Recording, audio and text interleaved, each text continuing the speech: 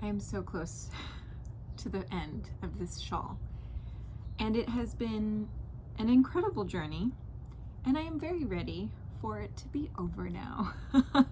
I don't want to do this anymore. It's really dragging on because I'm still making a bunch of increases, and it just keeps going and going and going and going and going. In fact, I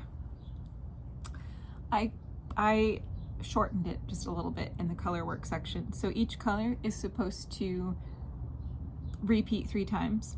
I decided to omit the brown for the 3rd time, and I just left it off with this pinker color, and partly because I am feeling kind of done now, partly because the last round for each color before you change to the next color is the setup round for all of these crosses, and that is probably the most tedious round to do, just because you have to actually really pay attention to your count, otherwise it just gets all messed up and it's kind of annoying. And I messed up a lot on the last one, and I was like, I don't want to do this anymore. I'm so tired of doing this. And so I just decided to cut it short. After spending all this time to then decide to shorten this pattern a little bit, I just feel ready. Hi, Dad. Hey, Dad.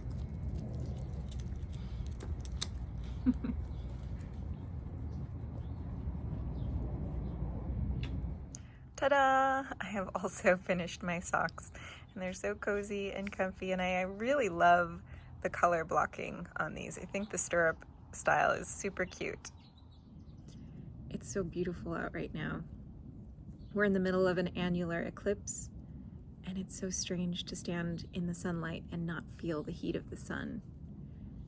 Everything feels kind of dreamy and peaceful and almost a little bit disconnected.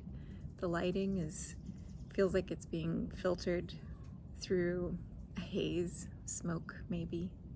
It's a little bit orange. Almost feels like I'm wearing tinted glasses. Anyways, it's really beautiful. I'm currently working on another pair of socks. I really feel very much in love with knitting socks. I just think that's when I have the most fun knitting. The shawl is starting to feel a bit like a slog. I'm very, very close to the end. I only have, I think, 7 more rounds, but they keep growing and growing and growing. And now it's just a garter stitch, so it's kind of mindless.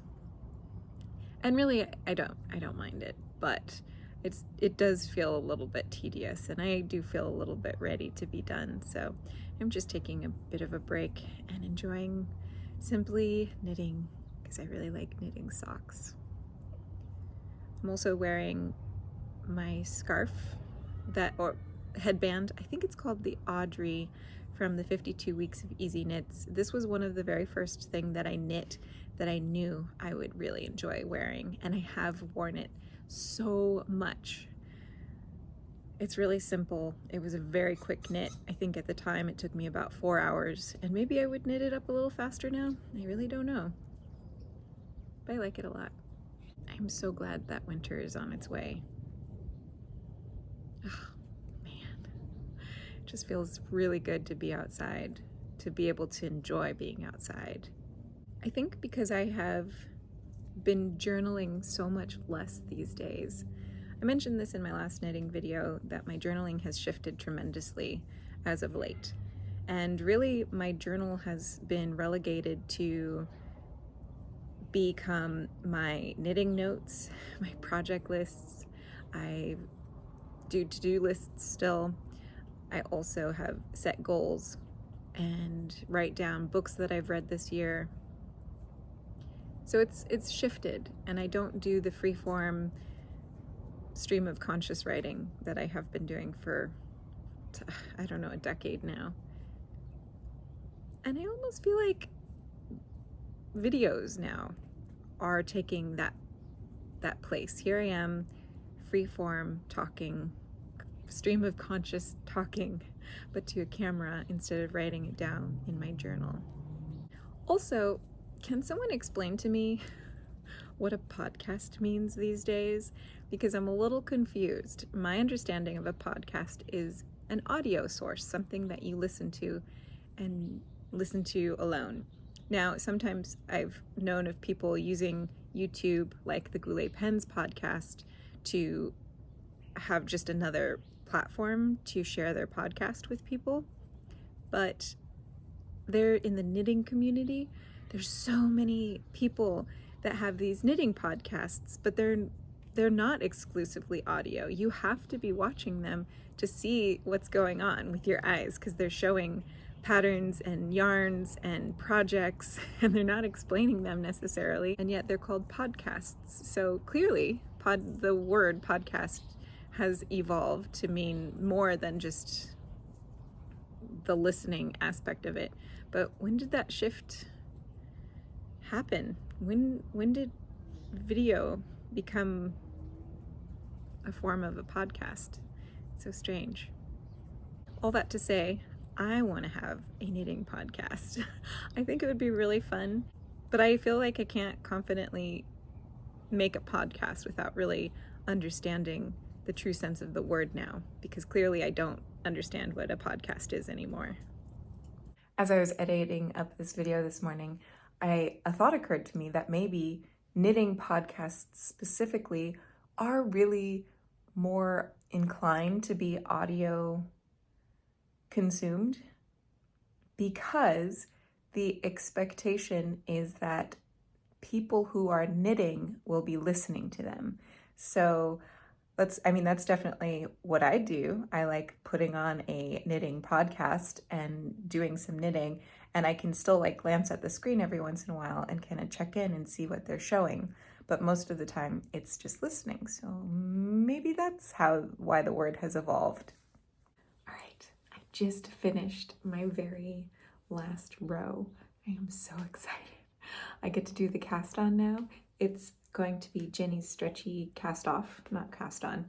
And that's going to take some time. So I don't know if I'll do that today or if I'll wait till tomorrow and give my hands a bit of a break.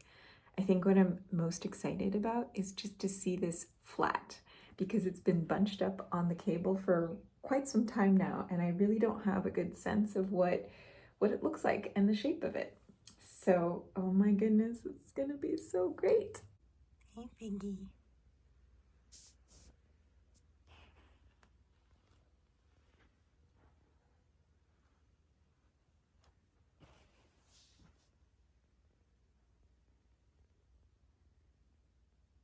Good morning, everyone. It's time for the big shawl reveal. I'm so excited to share it with you. It is going to be 99 degrees today, so unfortunately it's still a little warm, but here we go. Ta-da! I did it! I actually knit a shawl, and oh my gosh, it turned out so much better than I ever expected it would. I am actually very surprised with how beautiful it is and how, I don't know, I did a really good job, and I'm so happy about that. I got to wear it yesterday in the movie theater, which was quite nice. Brian and I finally went and saw the Barbie movie, which admittedly hit a nerve, and I bawled. I actually ended up really enjoying it and found it very relatable. So anyways, here is my shawl.